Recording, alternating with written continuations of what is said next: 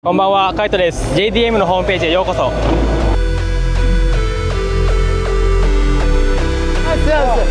No problem. Patrol members be advised. A street racer has just been reported to be found at Diamond Park, requesting you to stand up. Any more details on that call? Can't flow sports till we bubble up. Like you say, swimming if I can't flow with the tape, paper, rip it clean slate. Here we go, dropping like Geronimo, popping trapper, can't flow sports.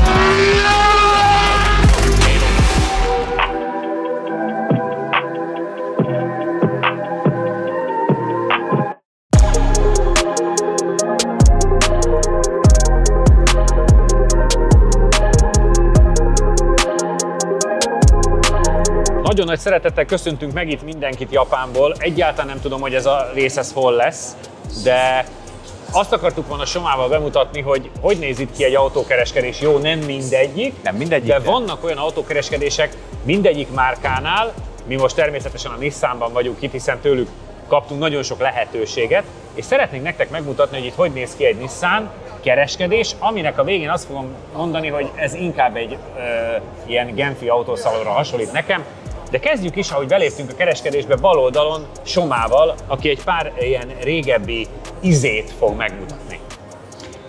Itt három elég klasszikus és különleges Nismo autó van kiállítva, ami azt jelenti, hogy tehát a Nismo ebben az esetben nem csak egy ilyen kis felszereltségi pakk, hanem ezt olyan szinten kezelésbe vette a Nismo és lelimitálta, hogy például ez a S14-es Silviára alapuló Nismo 270R típusú autó, ebből összes 30 darab létezik a világon.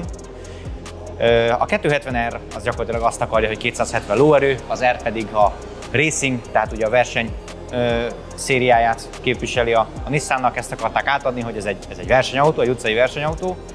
Az SR20-as turbós motor van benne átdolgozva, 270 lóerőre, ugye ez szériában az 220 lóerőt tud, és annyira kedvező konstrukciót és árat tudtak neki találni, tehát ez a kihirdetés pillanatában 4,5 millió japán jenbe került, ami hát átszámolva egy ilyen 12 millió forint körülbelül. Most egy ilyen egyedi autóért, ami ennyire limitált darabszámban értékesített, ezt azt gondolom, hogy ez nem egy durva ár. Annyira nagy volt a kereslet a vásárlására, hogy a végén ki kellett sorsolni azt, hogy ki az a 30 ember, aki ezt megveheti, olyan túljelentkezés volt. Egyébként a használt piaci ára nem annyira elrugaszkodott, mert már ilyen 80 és 100 ezer dollár között lehet találni modellt. Én gyors kereséssel kettőt is találtam, ami számomra meglepő egy ilyen limitált darabszámú autó esetében. De úgy fest, hogy ez nem ugrott ki az egekig ez a típus. A mellette lévő autó viszont már egy fokkal különlegesebb. Ez egy R33 Skyline GTR-re épülő 400R típusú Nismo autó. Ebből egy kicsit többet csináltak, egészen pontosan 99-et. A 400R pedig itt is azt jelenti, hogy 400, mint 400 lóerő, és az R pedig a racing kifejezést tartalmazza. Itt az RB26 DET motor van átfaragva, viszont itt már egy RBX GT motorkódot kapott, ugyanis átdolgozták az olajzását, átdolgozták a turbófeltöltőket, a hengerfejet, más főtengelyt, más hajtókarokat és dugottyút kapott, ugyanis ennek nagyobb a furata és nagyobb a lökete, mint a széria RB26-nak, és egy 400 lóerős teljesítményt kihoztak ebből az autóból, át van dolgozva a futómű, át van dolgozva a fékrendszer, illetve optikai kiegészítőkkel is tovább színesítette a Nismo ezt a modellt. Ennek jóval durvább az ára a használt piacon, ugyanis ez ilyen 2 és 3 millió dollár között elérhető, ha van egyáltalán ilyen eladó autó, úgyhogy ez lényegesen durvábbra sikerült a Nismónak.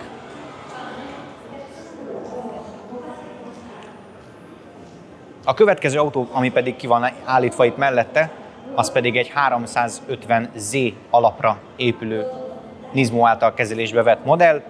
Itt, ami a GT szériában versenyző 3.8-as erőforrás van kicsit lebutítva program szinten egy 350 lóerős teljesítményre, de ugyanúgy 3,8 literes a motor, mint a GT szériában, viszont kicsit vissza van butítva úgy, hogy az utcán is használható legyen, utcán használható teljesítménygörbével, meg kezelhetőséggel, tehát nem egy annyira durva kiegyezett versenyautó, mint ami a GT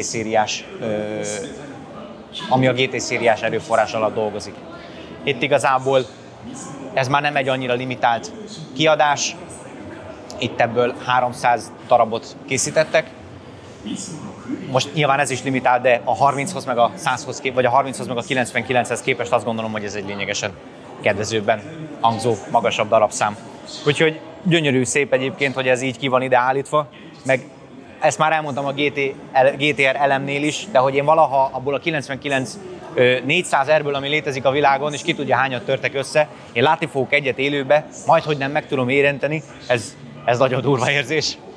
Viszont itt még nincs vége a Nismónak, ugyanis itt az új palettából, amik ma is rendelhető autók, ugyan az előző adásban pont azt mondtam, hogy Skyline nincs, van, úgyhogy ezt elnézést kérek, emiatt rosszul mondtam, ugyanis ez az autó nálunk Infinity-ként ismert, és ugyanaz erőforrás hajtja egyébként, mint az Infinity-t más piacokon, ez a VR30 DDT, gyakorlatilag ott ki van állítva ennek is az erőforrása. Ez egy teljesen szolid, szofisztikált 4-ajtós szedán, amiből a Nismo 420 lóerős kivitelt is készített, úgyhogy szerintem az elég a mindennapokra, mert nem mondod meg róla kívülről, úgyhogy ez tényleg tudja azt az eleganciát, meg kis elbújtat. Hát ez egy ilyen báránybőrbe bújt farkas tulajdonképpen, mert 420 ló azzal már odébb lehet állni.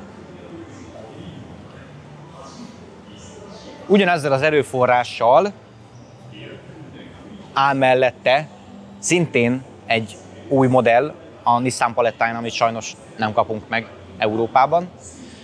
Ez a 400Z, ugyanaz az erőforrás hajtja, kapható kéziváltóval, igazából hátsó kerék, sperdifi, 400 lovas motor, tökéletes kombináció a kellemes péntekesti autózáshoz, főleg egy hedi szerpentinen. Ez itt nem egy Nismo tuningos kivitel, illetve az sem egy Nismo tuningos kivitel, de ezekből mind elérhető Nismo tuningos kivitel, ami egy picit rátesz a teljesítményre. Más optikai kiegészítők vannak, toldat, felni, illetve hátsó spoiler, ami megváltoztatja vagy elkülöníti a Nismót a szériától. Ha játék és internet, irány a Játéknet. A műsort támogatta a Rédei és Pál ügyvédi iroda, az építési jog és közbeszerzések szakértője. Hedo, az út, ami összeköt. Látogatószámlálás, látogatóanalitika 98% feletti pontosság nagyvállalati referenciákkal az Xperiontól. Akkor átveszem egy kicsit a szót, ha majd velem jöttök, és megyünk oda egy picit hátrább, ahol azt láthatjuk, hogy a japán márkáknak mennyire fontos gyárilag az, hogy szériában a kereskedésben lehessen kapni különböző olyan autókat, vagy olyan verziókat, amik segítenek akár a sérülteknek, akár az öregedő társadalomnak. Ez egy nagy kedvenc autónk a Viktorral, a Nissan Days Rooks, hiszen Cipruson ennek az elődjével mentünk. Ez egy highway start, tehát a fullos felszereltség, és ha megnézitek, úgy van megcsinálva, hogy ugyan a csomagteret teljesen elengedték, viszont hátrébb van a két hátsó ülés, és sokkal kényelmesebb, meg könnyebb beszállni a fellépőknek köszönhetően.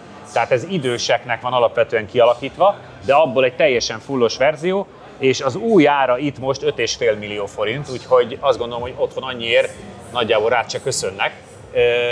Nyilván ez egy kejkár, tehát egy 64 lovas kisautó, de full felszereltséggel, zenével, klímával, kényelemmel, mindennel.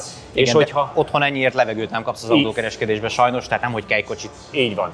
És hogyha ennek a kétszeresét hajlandó vagy kifizetni, 10,5 millióért van Serena, amiből ugye van tesztautónk is, és annak is majd látjátok, vagy már láttátok a tesztjét. Ez viszont egy olyan átalakított verzió, amit hátulról látunk igazán jól. Ez egy hibrid modell, egy 100 lóerős benzinmotorral és egy 163 lóerős villanymotor összekapcsolódásával, gyárilag be van építve hozzá a rámpa, és gyárilag benne vannak a lekötők, hogy a kerekesszéket, hogyha székes ember benne ül, le tudjátok kötni. Keményített padló van benne, és még csupa olyan extra kis kiegészítő, ami megkönnyíti azt, hogy esetleg egy kerekesszékes embert a családba könnyebben szállítsatok, de ha nincs rá szükség, akkor természetesen ugyanúgy 7 személyessé is vissza lehet alakítani, mint a normál verziót, hiszen a rámpa csak föláll ide a hátuljába, tehát nem foglal helyet. Az üléseket meg le lehet hajtani, igen, mint és ez 10,5 ér. Serena, 7 személy.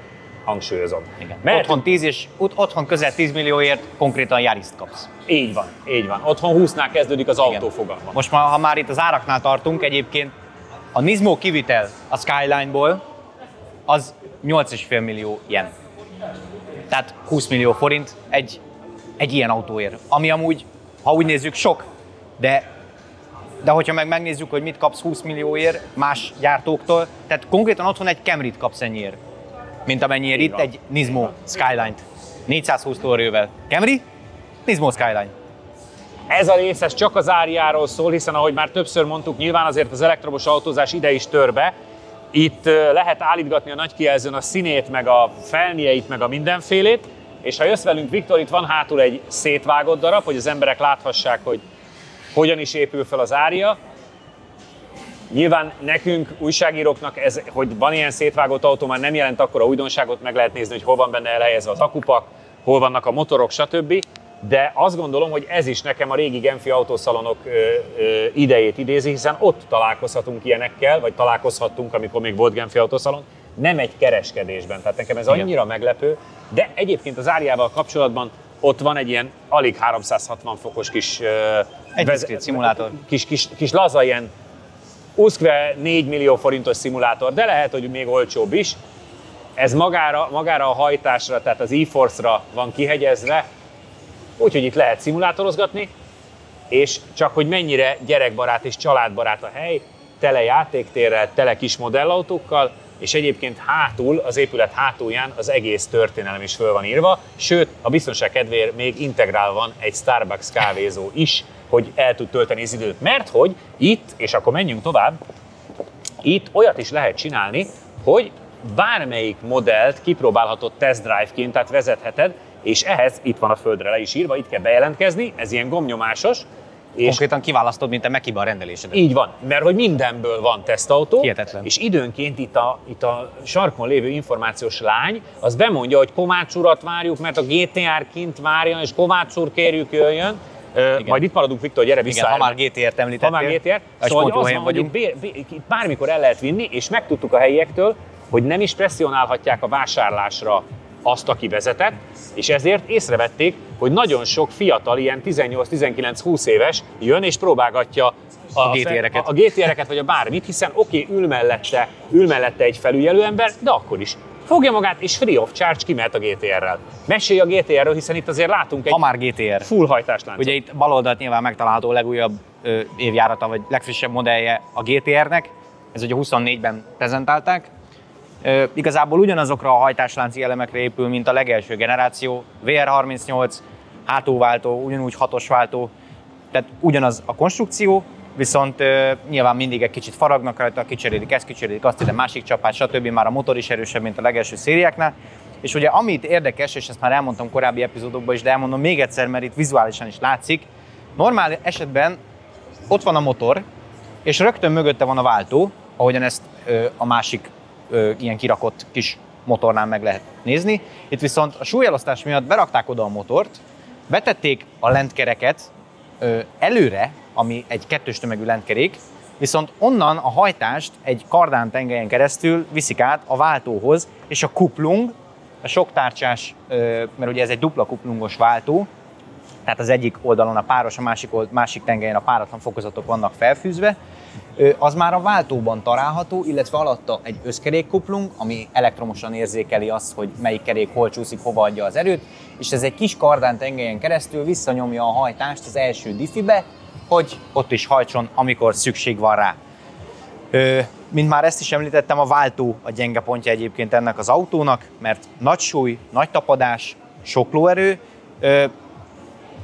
szereti megenni a fokozatválasztókarokat, a szinkrongyűrűk is el tudnak kopni, és az egy elég költséges javítást, amikor ezt atomjaira kell szedni. 3 napja pont ilyet csináltunk róla barátommal, úgyhogy elég friss az élmény, legalább le tudom ellenőrizni, hogy biztos mindent visszatettünk össze. Igen, úgyhogy... A karbonkardán az súlycsökkentés miatt van? Súlycsökkentés miatt is, meg tartóság miatt is, tehát ez nem rohad el, nem kell úgy centírozni, viszont gyártás technológiák ez viszont egy költségesebb dolog, tehát azt viszont nem mondhatnám, hogy ez az autó vételárából egy kedvezőbb tételt varázsol, hanem ez egyértelműen drágítja a dolgokat. Illetve ez egy egytagú kardán, tehát nincs sehol felfüggesztve. Emiatt ideálisabb az ilyen hosszú kardánokat már könnyebb anyagból megcsinálni, hogy ne legyen olyan nagy a tehetetlensége. Lenyűgöző egyébként ezt így látni. Más az, amikor látsz egy GTR-t vagy aláfekszel, de ezt így lebontva, ez lenyűgöző. Nagyon lenyűgöző versenyautókat is látni, főleg egy autókereskedésben, és hát a biztonság kedvéért itt Tokióban az is van a Nissan kereskedésben, hiszen ki van állítva éppen most 5 darab versenyautó, csak azért, mert hogy ünneplik ugye a Nismo-nak a 40 éves évfordulóját, és Európában egyébként a 30-at, ezért itt a már csak Z-ként nevezett aktuális Super GT autó, ugye a Super GT bajnokság az a japánoknak a túrautó bajnoksága, szerintem lesz szó, vagy már volt is szó eleget az adásokban róla. Ez a GT 500-as kategória, tehát a komolyabbik kategóriának, az abszolútnak a aktuális Nissan autója, ami egyébként elég sikeres. Nagyon vicces, hogy a GT 500 az azt jelenti, hogy max 500 lóerő, a kocsi egyébként hivatalosan 550, és ezt ki ismerik írni, tehát innen is csókoltatom a szabályalkotókat. Ugye ez egy monokokra épült, nagyon komoly hátsókerék meghajtású versenyautó, ahogy már mondtam, 550 lóerő, 3 feres motor van benne, és elképesztő, hogy ezeket az autókat csak és kizárólag erre a japán Super GT bajnokságra gyártják és csinálják, amelyből 9 futam van egy évben, és ezekkel a kocsikkal sehol máshol nem lehet menni. Tehát se Le Mansba nem mehetsz fel Amerikába, nem mehetsz fel a térképre, itt Japánba lehet a Super GT-be menni, és ez egy akkora menőség, hogy gyakorlatilag az összes japán márkának van versenyautója benne, és élethalál harcokat vinnak. Egyébként a mostani hétvégén, ami most túl vagyunk, éppen Sugó versenypályán szakadó esőben volt verseny, úgyhogy nagyon menő. Nyilván ki van rakva a Nissan gyári csapatának a Gen 3 Formula E autója. A leírás szerint 322-vel tud menni, de szerintem menjünk tovább, mert még a végén kiég a képernyő. Úgyhogy haladjunk el innen, mert... Igen, ez egy elég éles kontraszt a kettőt egymás mellé berakni. A másikat fölösleges volt fölgurítani. Ha játék és internet, irány a Játéknet. Látogatószámlálás, látogatóanalitika, 98% feletti pontosság nagyvállalati referenciákkal az Xperion-tól. ProGame Goldex Kft. Professzionális élelmiszeripari megoldások. Támogatunk a sportruházat és a küzdősportok szakértője, a BP Fight. Na, itt van viszont skacok, egy olyan autó, ami ugyan régi, hiszen 89-től 92-93-ig versenyeztek vele a japán túrautó bajnokságban, viszont a súly-lóerő aránya 1:1. Azt érted? Na, ez már a Koenigsegg előtt is tudta. Igen. 850 lóerő, 850 kiló. Azzal milyen lehetett menni, nem? Igen. No ABS. Semmi. No kipörgésgátló. Ez egy faék, csak marha gyors verzióban. Igen. Elképesztő. 800 ló, 3,5 liter. Egy rakétafaék. Iker Turbo, egy rakétafaék. És akkor itt van kiállítva mellette a 98-as Le Mans-i abszolút harmadik helyezett, ugye a 390-es GT1-es változat, amely egy full japán csapattal sikerült, a 4 autóból az egyik lett harmadik, egyébként lettek 6-ak, 10-ek, meg 14-ek is. Ez volt egyébként a Nissannak a legnagyobb sikere a Le Mans-ok történetében. Sajnos sosem tudtak abszolútot nyerni, úgyhogy ez azért nagyon fontos autó nekik. És akkor a hátul mögött van még egy jó kis szokásos R32-re épített kisebb kategóriás GT autó, ez egy japán alapszériás változat gyakorlatilag. Láttunk belőle a múzeumban 600 lóerő körül, itt is ez egy 550-es, nyilván korfüggő, és mellette egy Nissan Ariya Nismo. Nem tudom, esetleg láttátok, hogy mentünk olyannal? Tehát az is nagyon fontos most nekik, de van itt a Aurából is, mert hogy ha meg hátrafordulunk, akkor azért azt látjuk, hogy ez egy alapvetően tényleg autókereskedés. Igen. Tehát nem ilyen autókkal van tele, mint ami itt mögöttünk van. Azokkal is van tele, azokkal is. Csak egyébként meg itt bejöhet az ember, és közben míg vár mondjuk a saját tesztdrive-ra, vagy a kávézóban kávézott, vagy a gyerek játszott a szórakoztatóipari játékkal, addig apu meg anyu meg tudják nézni, hogy a következő autójuk vajon milyen lesz, és melyiket veszik meg. Igen.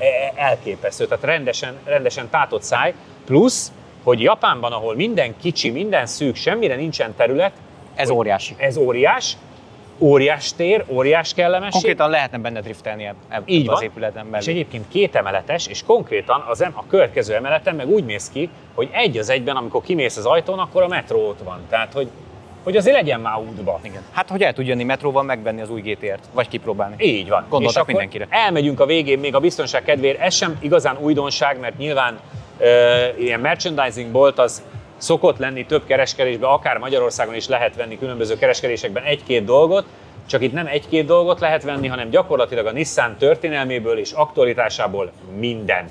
Tehát az teljes ruházatot meg lehet venni az aktuális Super GT csapatnak, a Nismo 40 évével kapcsolatban meg lehet venni mindent, szériaruhákat, régi dizájnos ruhákat, japán felirattal, focimezt, focicipőt, mindent. Figyelj, nincs olyan tétel, amit ne lehetne venni. Még kicsi motor is van. Még kicsi motor is van. Ja, és amit nagyon imádnak, tudod, a kis modellautó. A kis modellautók, igen. Kis modellautó, no limit, minden van. Mindenféle formában, mennyiségben és méretben. És itt biztos vannak egyediek. Hát igen, ezt nem merik kirakni, mert a cipő maga 50 000 jen, az ugye 125 000 forint, de meg lehet venni. Egyébként nem olyan életveszélyes árak vannak, mert a pólók azok ilyen 3000 jen környékén vannak, az a 7500 forint. forint. Pont 5000, de jó. Tekintve, hogy milyen merchről beszélünk, tehát szerintem durva. mindenki tudja, hogy ezek a eredeti pólók mennyire szoktak menni, akár egy Mercinél, akár egy izénél, Igen. Audinál. Ezek sok tízezres Ezek tételek. sok tízezres tételek, itt meg gyakorlatilag 8000 forintért veszel egy rohadt jó minőségű Datsunos pólót. Szerintem mindjárt veszünk nektek valamit, még nem tudjuk mit, meg nem áruljuk el, mert mindjárt körbenézünk, és akkor viszünk valamit, úgyhogy lehet majd kommentelni a Sajréért. Vagy visszatérek, vagy majd azt külön fölvesszük, hogy mit vettünk nektek, és miért lehet játszani. Ez tehát a különleges, de autókereskedés Tokióban. Amiről most éppen Viktor leközelít, ez a 40 éves Nismo évforduló, ami számunkra elég fontos. Ez lett a póló. Bemutatom kis barátomat, aki a Sajrét mutogatja, csak a Sajré be van csomagolva, és ha és amennyiben nem fogjuk szarrá gyűrni, mire hazaérünk, akkor így kapjátok meg, illetve így kapja meg a nyertes majd, aki kommentel itt a videó alatt. Megkérem kedves partnernőmet, Ilonát, hogy mutassa körbe. Szóval ez lehet a játék, és annyit kell érte tenni, hogy legyetek feliratkozva a csatornára, és kommenteljetek, hogy mi tetszett, mit szeretnétek még látni Japánból, hiszen számunkra gyakorlatilag ez a 40 éves évforduló most igen fontos, mert elég sokat foglalkozunk a Nissannal. Igen. Úgyhogy jókor jött. Jókor 40 évesek, nem? Vagy mi hát jöttünk jókor? Igazából 40 évet vártunk rá, hogy itt lehessünk, de ne foglalkozzatok vele. Igen, főleg én. Ezek voltunk már, de kövessetek bennünket TikTokon, Facebookon, Instán, kövessétek be a fiatalembert is, mert látszik, hogy van tudás benne, nagyon jó posztjai vannak Instán, és jövő héten is jövünk garázsal, akkor is tartsatok majd velünk, addig is üdv mindenkinek innen Tokióból. Sziasztok! Látogatószámlálás, látogatóanalitika, 98% feletti pontosság nagyvállalati referenciákkal az Xperiontól. A műsort támogatta a Rédei és Pál ügyvédi iroda, a cég jogszakértője. Hedo, az út, ami összeköt.